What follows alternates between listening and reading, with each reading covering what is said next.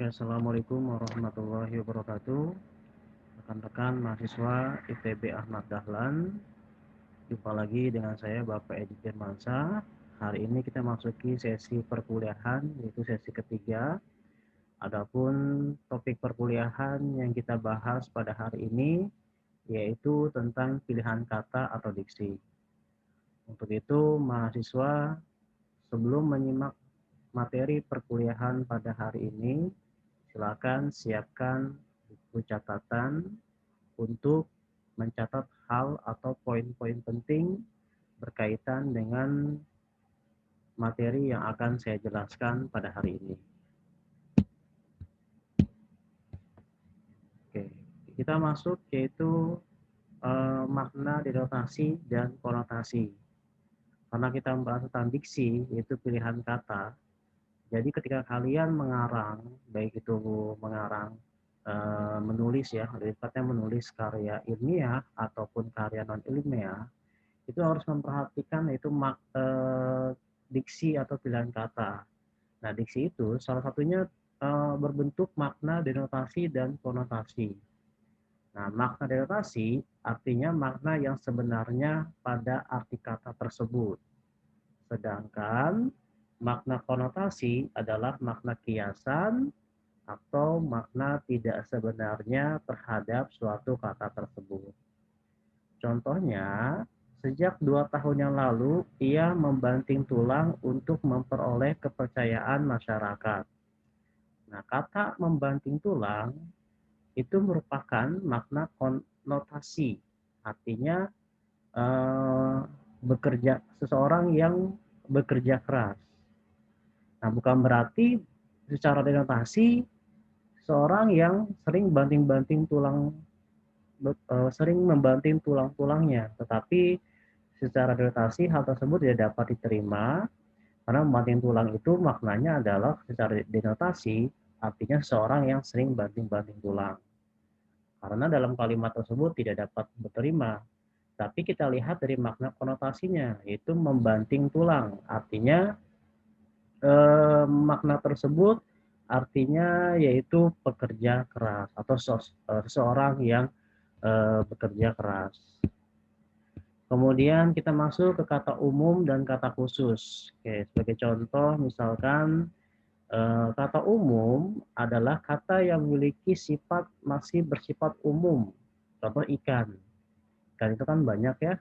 Jadi itu termasuknya kata umum. Kata khusus ada ikan, gurame, lele, tuna, baronang, nila. Nah, itu merupakan kata umum dan kata khusus. Kemudian kita masuk kata konkret. Contoh misalnya kata konkret yaitu kata yang dapat dilihat oleh panca indera kita yaitu mata. Contoh ada meja, rumah, mobil, air, ya, dan lain sebagainya. Kemudian kata abstrak yaitu ada ide, kesibukan, keinginan, kehendak, perdamaian. Jadi kata abstrak itu adalah kata yang tidak dapat dilihat oleh panca indera mata kita.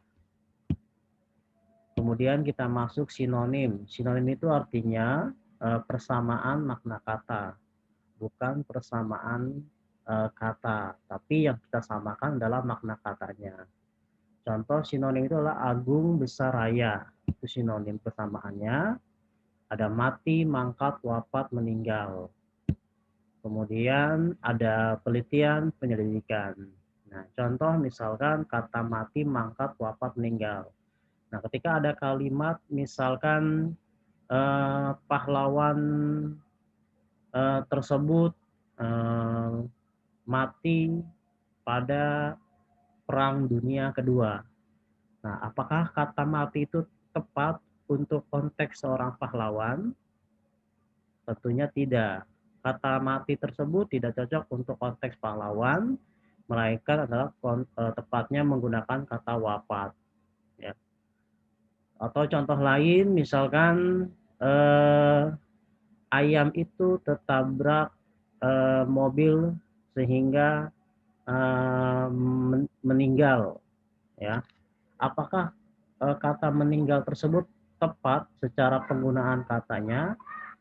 Tentu tidak. Kata meninggal itu tidak tepat dalam konteks untuk ayam. ayam itu sebagai binatang. Jadi kalau binatang lebih tepatnya menggunakan istilah kata mati, ya, bukan meninggal. Oke, kemudian agung besar raya ini pun sama, tidak bisa dipertukarkan dalam sebuah konteks kalimat. Contohnya masjid besar, ya, masjid besar itu banyak jamaahnya, atau masjid raya itu banyak jamaahnya, ya, atau masjid agung banyak eh, jamaahnya, gitu ya. Nah, tentu kata agung, ya, itu lebih tepatnya pada konteks yaitu pada hari-hari, ya, hari-hari besar pada keagamaan, ya, misalkan kalau di Nasrani atau di non Islam ada Jumat Agung dan lain sebagainya, ya. Dan tentu hal tersebut eh, tidak dapat dipertukarkan secara kata dalam penggunaan konteks kalimat. Oke, kemudian bentuk-bentuk kata serapan. Kata serapan ini adalah kata yang diambil dari istilah bahasa-bahasa asing atau bahasa-bahasa daerah. Nah, contoh mengambil kata yang sudah sesuai dengan ejaan bahasa Indonesia. Contoh bank, ya. Bank ini eh, diambil secara seutuhnya dari bahasa Inggris, ya. Kemudian eh, opnam ini juga dari bahasa Inggris, tapi kita sebutnya menjadi opname, ya, secara penyebutan bahasa Indonesia-nya. Gold ini pun dari bahasa Inggris, ya, tapi contoh ketiga kata tersebut merupakan contoh penyerapan kata-kata yang diserap dari bahasa asing tersebut, disesuaikan dengan tata cara penulisan bahasa asing tersebut. Hanya saja penyebutannya berbeda, ya. Kalau bank, ya, penyebutannya dalam bahasa Indonesia, tapi kalau bahasa Inggrisnya bank, gitu ya. Oke, kemudian mengambil kata dan menyesuaikan kata itu dengan ejaan bahasa Indonesia. Oke, jadi kata yang kita ambil disesuaikan dengan ejaan bahasa Indonesia. Nah, kata yang di atas tadi yang saya jelaskan itu disesuaikan dengan kata asli yang diserap, tapi hanya penyebutannya saja yang berbeda. Ya. Kemudian subjek itu dari bahasa Inggris, ya, tapi diserap tulisannya menjadi subjek. Apotek, ya, itu dari bahasa Inggris menjadi apotek. University dari bahasa Inggris menjadi universitas. Nah, itu disesuaikan dengan penyebutannya dan kemudian diubah sesuai dengan tulisannya. Kemudian menerjemahkan dan memadankan istilah-istilah asing ke dalam bahasa Indonesia. Ya, contohnya artinya bahasa asing itu diterjemahkan kemudian dijadikan bahasa Indonesia. Contoh airport itu adalah bandara. Kita tidak mengenal istilah dalam bahasa Indonesia airport, tapi bandara. Kemudian editing ini sebenarnya dari bahasa Inggris, kita tidak mengenal istilah baku itu editing, melainkan penyuntingan. Kemudian take off pun tidak ada dalam bahasa Indonesia baku, melainkan lepas landas. Kemudian mengambil istilah yang tetap seperti aslinya karena keuniversalannya. Artinya istilah-istilah tersebut diambil sesuai dengan istilah-istilah dari bahasa-bahasa asing, ya. Seperti de facto, kita tulis tetapnya de facto, cum laude, terus cum laude. Hanya istilah-istilah saja, ya. Meskipun cum laude itu hanya sebuah istilah, tapi dalam bahasa Indonesia misalkan lulus dengan memuaskan. Tapi kebanyakan ketika kita menggunakan istilah cum laude, ya, hal tersebut tidak jadi masalah karena merupakan istilah saja yang diambil dari istilah aslinya. Artinya disesuaikan dengan kata-kata aslinya dengan tulisan aslinya. Kemudian sebuah kata dikatakan baik kalau tepat arti dan tepat maknanya. Contoh misalkan tadi kata raya tidak disamakan dengan kata besar agung. Contoh misalkan masjid raya. Masjid raya, rumah besar, hakim agung, ya, itu tidak dapat dipisahkan. Ya, jadi contoh misalkan kata hakim, kita tidak bisa menyebutnya hakim raya, hakim besar, melainkan yang tepat adalah hakim agung. Kemudian kata-kata masing-masing dan tiap-tiap tidak sama dalam pemakaiannya. Kata tiap-tiap harus diikuti oleh kata benda. Nah, ini yang sering kita salah juga. Contoh misalkan tiap-tiap kelompok terdiri atas 30 orang. Nah, jadi kata tiap-tiap itu harus diikuti kata benda, yaitu ada kata bendanya berupa contohnya adalah kelompok itu ya. Kemudian kata masing-masing ya. Berbagai gedung bertingkat di Jakarta memiliki gaya arsitektur masing-masing. Tentunya kata masing-masing tersebut tidak diikuti oleh kata sebuah benda. Nah, jadi biasanya kita salah dalam menggunakan sebuah diksinya ya, melainkan tiap-tiap ini sering kita gunakan menggunakan kata masing-masing. Contoh masing-masing kelompok terdiri atas 30 orang. Nah, itu padahal salah. Padahal kata masing-masing itu tidak diperkenankan untuk diikuti oleh kata benda. Kemudian pemakaian kata pukul dan jam dilakukan secara tepat. Contoh misalkan ini yang sering kita salah juga, seminar tentang kardiologi yang diselenggarakan oleh Fakultas Kedokteran Universitas Indonesia berlangsung selama 4 jam. Yaitu dari pukul 8.00 sampai 12. Nah, sering kita mensalahartikan penggunaan pukul dan jam ya. Eh, Sering kita menyebutkan sebagai contoh gini, eh, Fakultas Fakultas Kedokteran Universitas Indonesia ya, atau seminar tentang kardiologi yang diselenggarakan oleh Fakultas Kedokteran Universitas Indonesia berlangsung selama 4 jam, yaitu dari jam 8.00 sampai jam 12.00. Nah, kata tersebut sangat tidak tepat ya, karena jam itu menunjukkan eh, lamanya sebuah waktu ya.